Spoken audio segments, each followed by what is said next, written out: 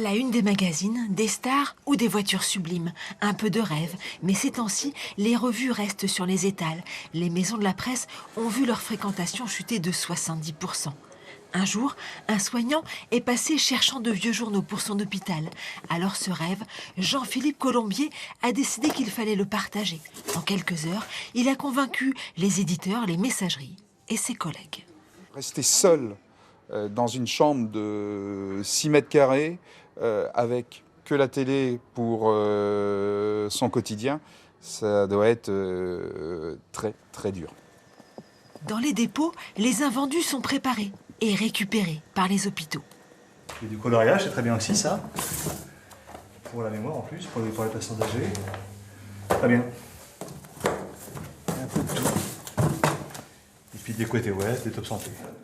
Depuis la mi-mars, les visites sont interdites. Pour les malades dans les chambres, le temps est long. C'est déjà pas facile d'être à l'hôpital, personne ne l'a vraiment choisi.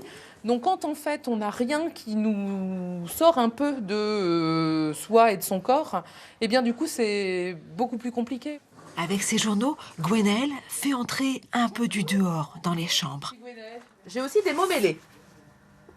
Ah si, ben c'est bien. Ça c'est bien ? Oui, Je peux vous les laisser alors ? voilà, Pour merci. que le temps soit un petit peu moins long. Je trouve que c'est une bonne initiative, c'est sympa, ça permet de les lire vu qu'on n'a pas d'autre chose à faire, forcément. Il n'y a pas de petites attentions, pas de petits gestes. Un magazine, c'est quelques instants volés à la maladie, un peu d'évasion sur papier glacé.